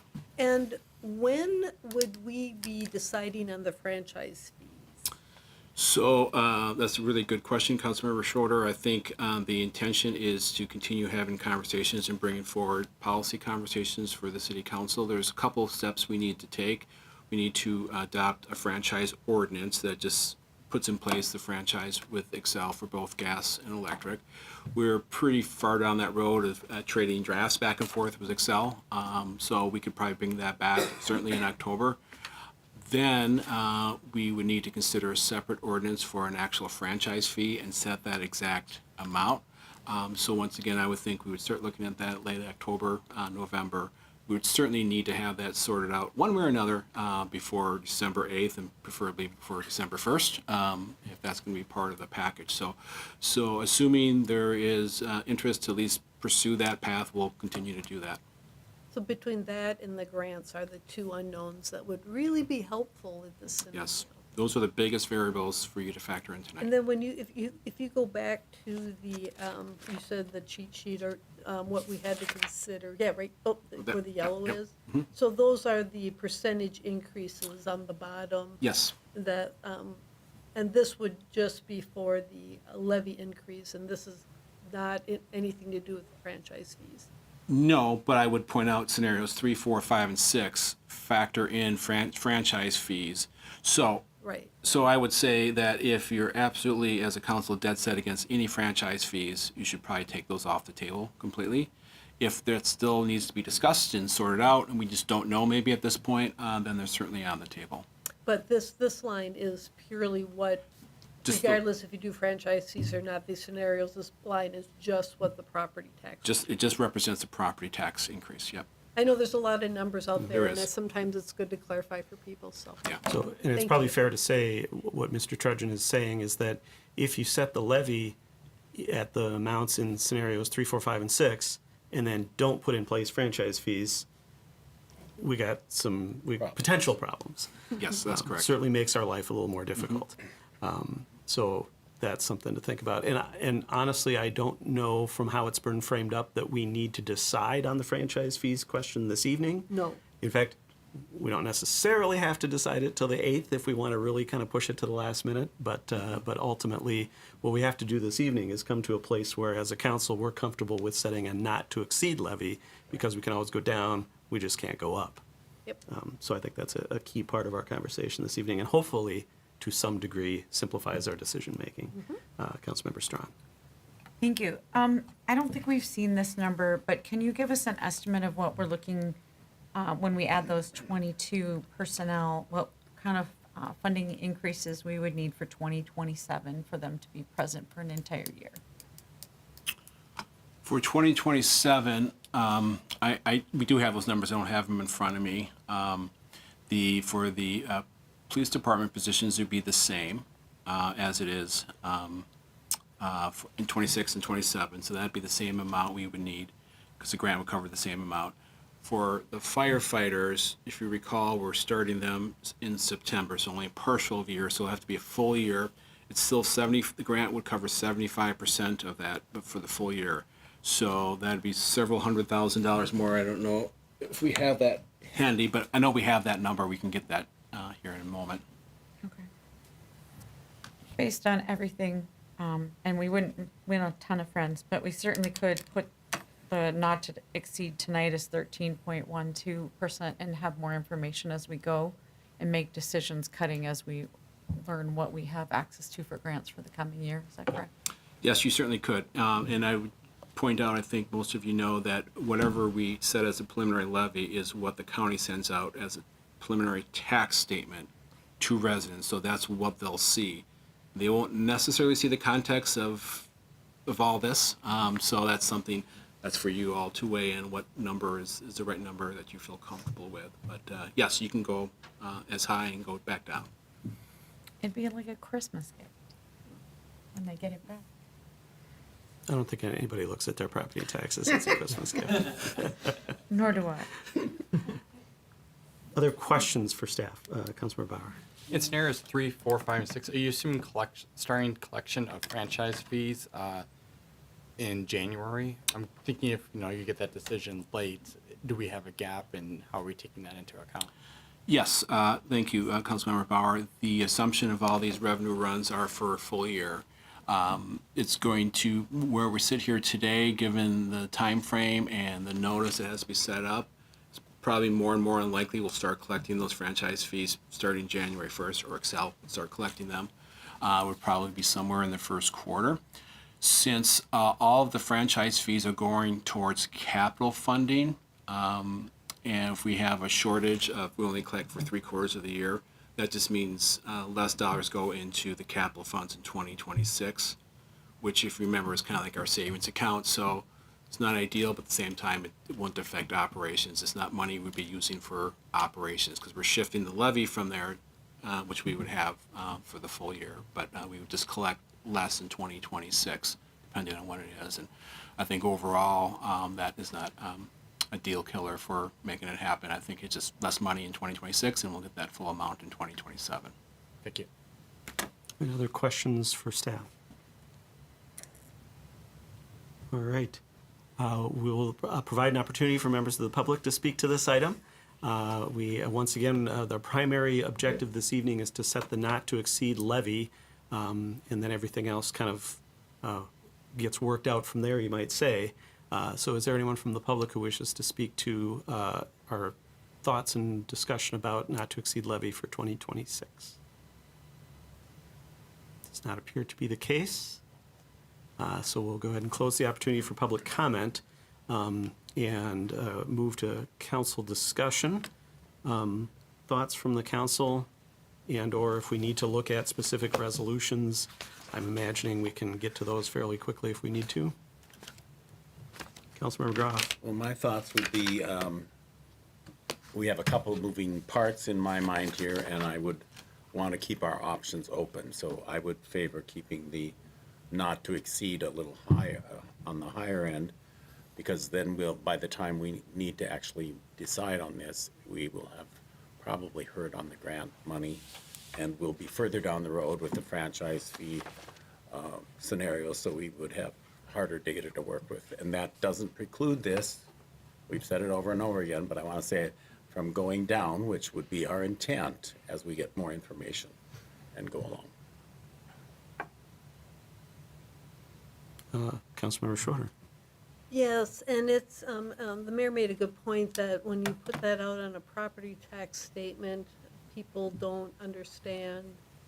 Well, I think Mr. Trudgeon made that point, Well, actually. you said that people don't see all the background too and stuff. But anyways, I have gotten a lot of calls and emails from people really concerned about property taxes going up too much because they're on fixed budgets.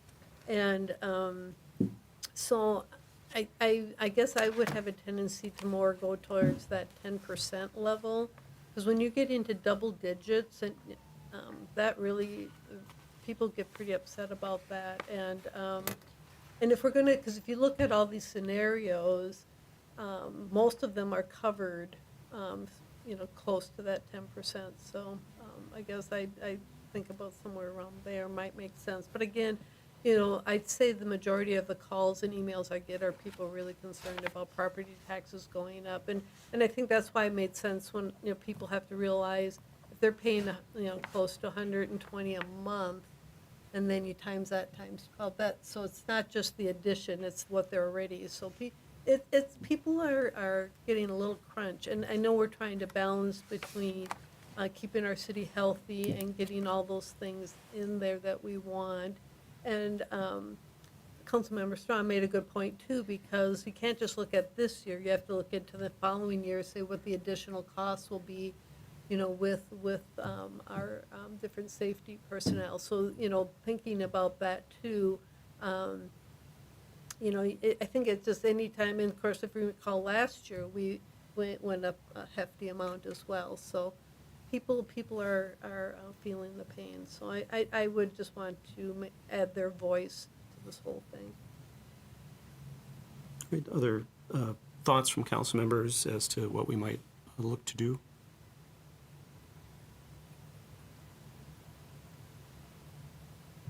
Or Councilmember Strawn? I'm still inclined to try to go without the franchise fees, because when I see that extra amount on the top, I don't see that anyone's really coming out ahead by that other than the city. It might not feel as painful, but really if you're looking at situation A, and you're looking over at some of the other scenarios, the ones which include the franchise fee are bringing you above that by quite a bit. So it may seem harder to stomach a 10.8% increase, but percent increase, it might seem harder, but if you realize it's between that and a 7 or 8% increase, I have to remember this is a really small portion of their overall property taxes. And whereas $3 or $6 might not seem like much for a homeowner, like if someone has, I don't know, there's just a lot of ways that it can probably unfairly tax the people who can afford it the least. And so the people who have lesser valued homes or who are renters are adding their contribution to this in a different way. But I just think it may be more adversely affects because it's going to come across as even a higher percentage really in the long run. At least that's my rudimentary understanding. Sorry, Robin, if I killed it. Well, sorry to me. I'm still trying to figure out what I'm gonna do. Just to put a couple words out there, I think my point of view at this point, setting the not to exceed, is I want to be comfortable that we can fund the things we want to fund with property taxes, regardless of what subsequent knowledge we get in terms of whether we do franchise fees or whether we get grants, because I don't want us to be in a position where we need to start looking at some other things that we haven't already been looking at, because that makes the whole process much more challenging, especially if these come in at the very last moment and everybody's got to try to react to that sort of thing. So I think I'd rather put us in a position to be able to be comfortable proceeding with a levy not to exceed amount that can theoretically pay for what we want to pay for, rather than sort of anticipating other things happening that we don't have as much control over. That I suppose might in some senses advocate for the 13.3% increase as opposed to the 10.8% increase, but I'm not sure I'm there yet in that regard, because as has been noted, that's a notable increase. So I'm just trying to process if where we get. Now certainly the scenarios 5 and 6 give us the ability, if we do look at the franchise fees, to still keep the impact comparable to that 10%, especially scenario 5 obviously. So that helps a fair amount. I would note that just in general terms, when looking to raise the $2.1 million that the franchise fee would theoretically raise, if we were to do that with property tax, the average single-family property in Roseville would probably see between a $12 and a $13 property tax increase to raise $2.1 million. So that's compared to a $6 cost to raise 2.1 million. So that's one of the comparisons that's in the mix. And that's why some of the numbers work out the way they do. The thing that makes it confusing, and that's why there's the columns, B, B1, et cetera, is because those columns take into account sort of, okay, well, spending more on capital like we would with the franchise fee, what if we did pay for that with property tax, which we wouldn't otherwise do? And so that's the big impact items is those. I'm not sure that helps people in their understanding, but that was the idea, to help people with the understanding. So that's kind of where I'm at, or kind of moving towards, or moving from, or whichever. So does that translate to like roughly a number for you? Between 10 and 13 something. Mr. Mayor, I do have some information from Councilmember Strawn's question about the firefighters. So for a full year of firefighting, the 15 firefighters is estimated to be $2.3 million in 2027. $1.7 million would be covered by the grant. $590,000 would be covered by the city. Since we're already throwing some dollars in, there's about another $420,000 of additional levy, or about 1.7% increase based on today's levy. But so about another $420,000 will have to fit into the budget and levy next year, assuming we get the grants. So what we're saying is that our decision on the 2027 budget isn't going to be any easier than 2026, I think is a fair thing to say, because we've also got potentially some more asks in the PD, and we have our normal cost of living increases and steps, and inflationary costs for materials. And one thing that City Manager Trudgeon and I have been talking a little bit on the capital funding side that we neglected to build into the system back in 2010 and 2011 when we first applied a fix to the capital funding was, we when the question of inflation was asked, we resisted saying, well, we'll add inflation into the costs going forward, because we argued nobody knows what inflation is going to be 5, 10, 1 year from now. So we tried to keep it in current dollars that we could understand. But in theory, and hopefully more so in practice, the dollar amounts have been adjusted up each year as we project out, given current knowledge of costs. What we didn't build into the system at that time was, looking at the inflationary cost of the funding side of it. So when we put in an additional 200,000 or whatever it was of levy into a particular fund in 2011, we should have each year been looking at an increase to each of those amounts based on inflation, just like we look at increase to costs of employees in terms of COLAs and steps, just like we look at inflationary costs for our supplies and materials and things like that. And so I think that's going to be a factor. Hopefully, the council may be on board with looking at that more closely and more appropriately as we go forward as well. But that's also going to put pressure on 27 and going forward, because we still need in 27 probably to deal with the $200,000 shortfall in our police vehicle and equipment funding, which puts us negative basically then, and doesn't get any better after that. So we've got some pressures still that we have to face in the coming years here. And ultimately, that's why we get paid the big bucks sitting in these chairs. So, Councilmember Bauer, I don't know if you've had a chance to weigh in yet on some thoughts you have in terms of what we set as our not to exceed for 2026. I'm curious to get a little bit of history, being the newest one here in one of these seats. In the past, have we done, ever decreased from the levy amount that we stated? Yes. I'm thinking my recent time, it hasn't, although it's been pretty much close to the same match. I think it's a little bit more unique. I think during my tenure, we've pretty much stayed where we're at because we were pretty locked in on a number. We didn't have all these scenarios and variables that we had to factor in. I think maybe we made some small adjustments. I know prior to my tenure, I think that was pretty routine. The councils at the time, 10, 12 years ago, did have slightly higher, maybe not to exceed, and continue to work on it. We've been fortunate the last, 5, 6 years to have some really precise understanding of what our needs were, and we did not have to change it, but we came in as low as we could and figured we could do it. We didn't have these outstanding variables like waiting for grant dollars or other revenue sources. So this year is a little bit unique, but I know we have done it in the past, maybe in the distant past, but we have done it. I was going to say, there's probably one or two instances when we had similar types of unknowns in the process, but it does go back a number of years.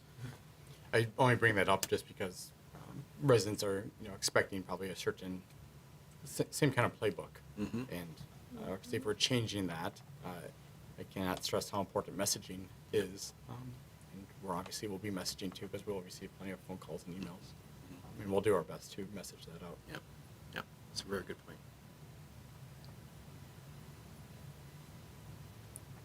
Right. We may have to get a motion here to move us towards decision making. And once again, I think I don't know if it makes sense to look at the levy before the budget in this case or not, but certainly the question has been put to us in terms of the budget. I know I'm just making you switch back and forth here, Mr. Trudgeon. The people at home are getting dizzy. In the budget, it's the do we want to put the public safety systems positions in the cost of the budget? Because when we talk about budget, we're essentially talking about the expenditure side of it, or not. And then, and once again, the budget, we can move up or down as much as we want, as long as we've got funding that doesn't increase the preliminary levy. Right. So that's the quote unquote beauty of the budget part of it, is that we're not as Locked in. strictly restricted as far as going up or down. However, I would probably suggest that we don't, set the preliminary budget based on lower costs and then set a levy based on higher costs. That doesn't necessarily make sense. So that would be the only point about consistency in that regard. It would make sense to look at the budget first. All right. Do we have a motion as it relates to the two options with respect to the 2026 proposed budget expenditure amounts? Just a question. So it's either an all or none with the 22 people we're trying to add in this budget? Is that- I think at this point it is. I mean, Okay. unless somebody has numbers to put to No, I just something in wanted to. between, right. That's the, I think that's how it's been presented to the council at That's this the point as the difference. preliminary decision, so right? that's the only difference between the two is. That's that- correct. Yep, yep. Motion to approve the the base budget plus public safety staffing. Second. All right, it's been moved by Councilmember Strawn, seconded by Councilmember Groff to approve the preliminary 2026 budget option with the public safety staffing, and that would be the $81,528,546. Discussion on that motion. As the maker of the motion, Councilmember Strawn. I think we've seen it time and again with the people who reach out to us. One thing they're most willing to fund is public safety dollars. They don't want to see other things, and if they see their taxes going up and they don't see that thing that they see as so vital, I feel like that's the part they're seeing as most important. I think this is definitely room for us to go down, but I think we at least need to start with this part. All right, seconder of the motion, Councilmember Groff. I'd agree with that. The people I talk to, that one does not come up for cutting to balance our budget. People are universally, in my experience, supportive of the public safety staffing, and they understand the programs we've gone through and the studies that have been done to a degree. I mean, sometimes we have to talk about them in a little more detail, but we have support on that. Any other discussion on the motion to set the preliminary budget based on the public safety staffing? Councilmember Bauer. I agree with Councilmember Groff's statement. It's exactly what I hear from residents as well. It's not surprising we hear the same things in that regard. True.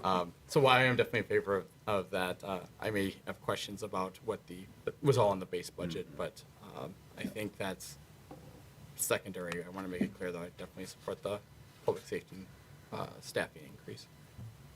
Great. Other discussion on the motion? Councilmember Schroeder. Yeah, no, I think we're all in agreement that talking to people, that this is the most important thing. And, and if we get to a point of where people say enough and you have to cut something to try to have the budget less, this isn't an area where they want to cut. So that would have to be a harder conversation about where else could that reduction come from? So, but again, this is one area people are very, and I mean, for years, and you go out and talk to people, they've been supportive of fire and police. Roseville's very, very supportive of both of those, so, yep, makes sense. And just to add to that, I think the thing that I mentioned this at our last discussion, that I always try to keep in mind is in the strategic planning effort that we had over the last many months, one of the key things that's right in our mission essentially is to maintain the quality of life in Roseville. And I think that we've worked really hard as a city to provide a tremendous quality of life in regard to all of the functions of the city across all of those areas, in addition to public safety, and do so in a very lean way in terms of staffing, in terms of our costs for a lot of other things. And I think both elected officials and staff have been very conscious of that for a long time in Roseville. And I think we've gotten a lot of bang for our buck. And I think that's something we don't want to lose sight of as we consider budgets going forward, is that it's always a challenge to reduce things that contribute to our quality of life, because it's very difficult for those to ever come back. And so that's not saying that we just spend money to spend money or anything like that. I think we've been very responsible as a government entity for many years in that regard. And so I think that's an important part of the conversation, and I'm supportive of the motion as it relates to public safety for all the reasons that have been stated. But the important part for me is also that the base budget takes into account maintaining what we've been doing and towards the quality of life that people appreciate in Roseville. And unless and until we have proposals to reduce other areas that have those impacts on quality of life, I think we've got to be careful how we look at what we're doing and how we fund it. So I just wanted to add that to the conversation. But with that, we do have the motion before us to approve the preliminary 2026 budget, which includes the public safety staffing as discussed at 81 million and change. All those in favor signify by saying aye. Aye. Opposed? That passes unanimously. We have a preliminary budget for 2026. Do we have a motion as it relates to the city tax levy for 2026? Well, we could split the difference, if you're trying to decide where to be. All right, do you want me to? So I Help would my move that calculator? not to exceed 11%. How's Oh, that? well, let me just double check that is actually splitting the difference. It's not. It's not. Just gonna check your math. Actually, probably.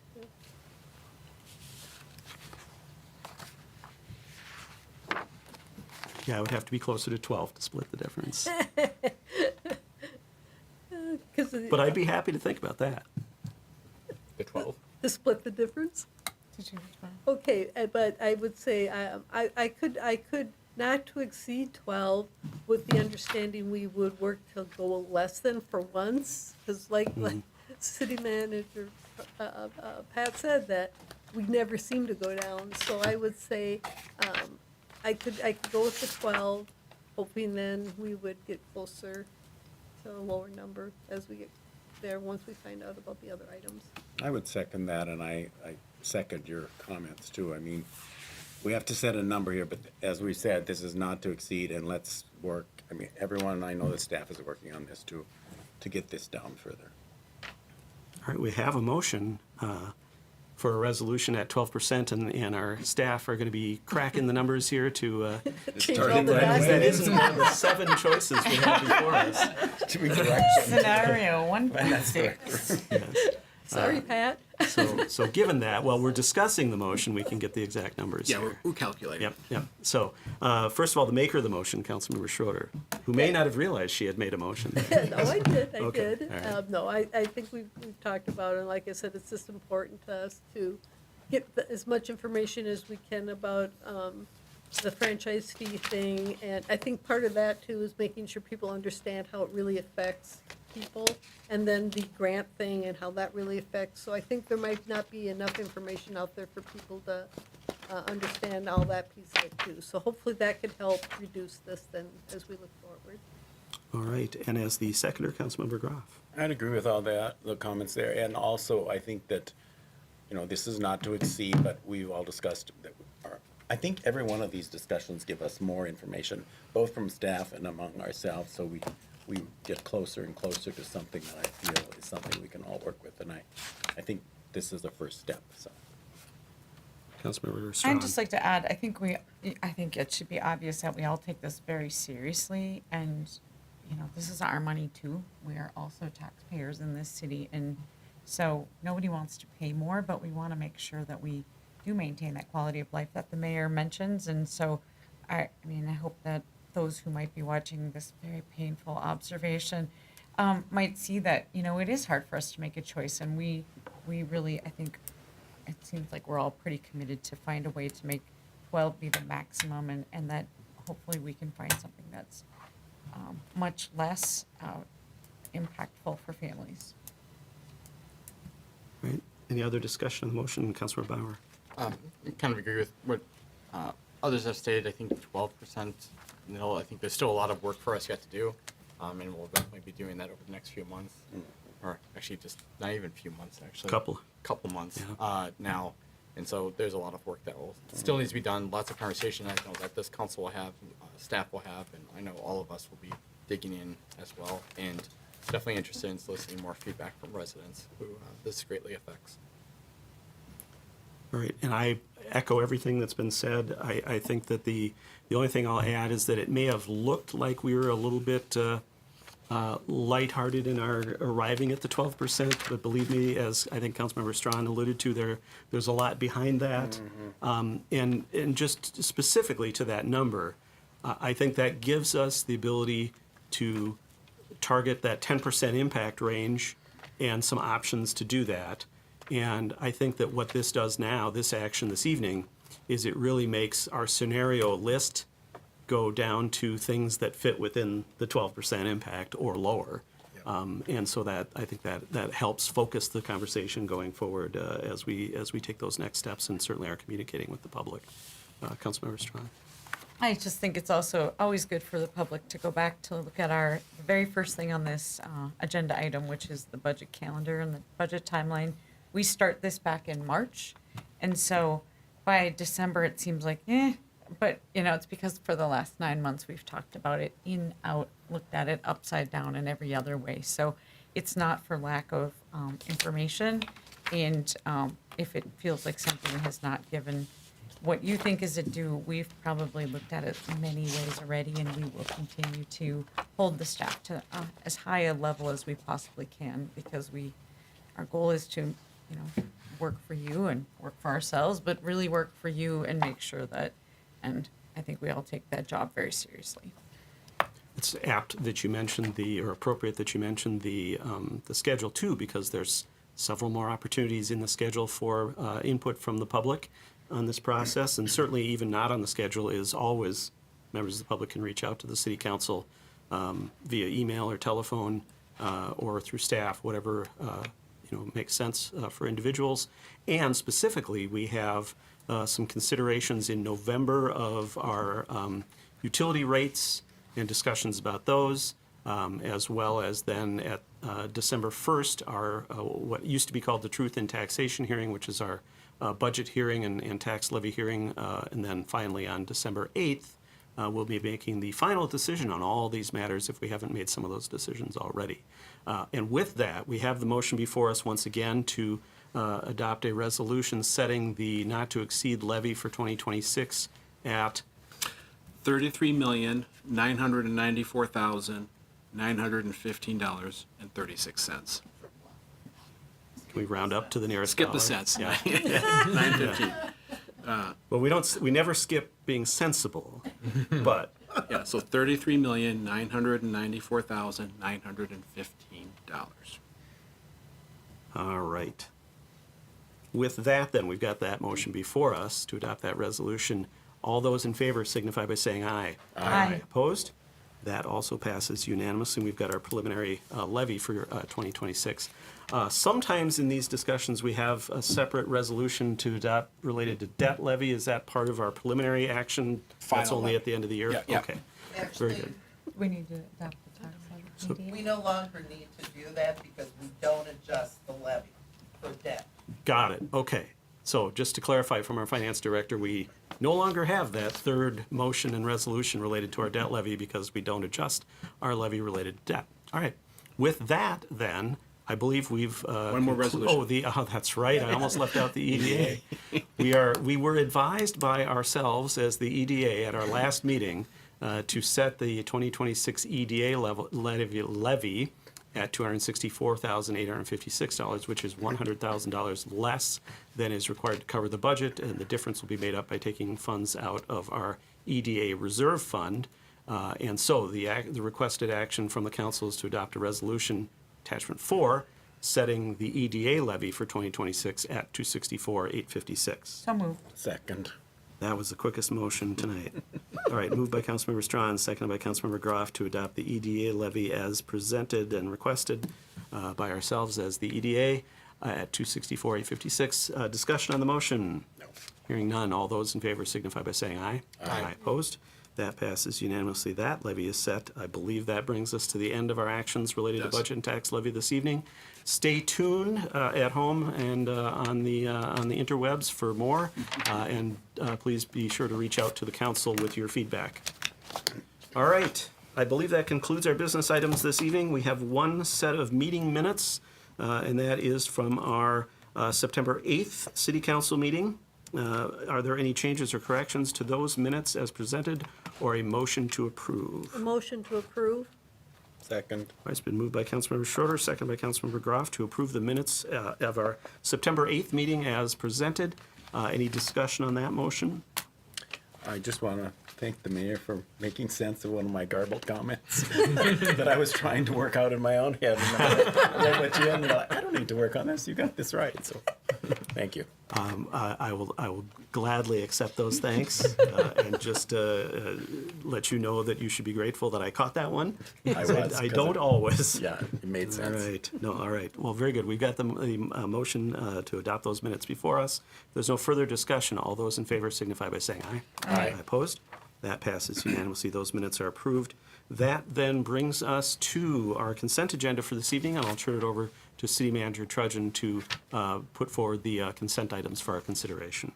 Thank you, Mr. Mayor. Item 10A approves payments in the amount of $755,242.46.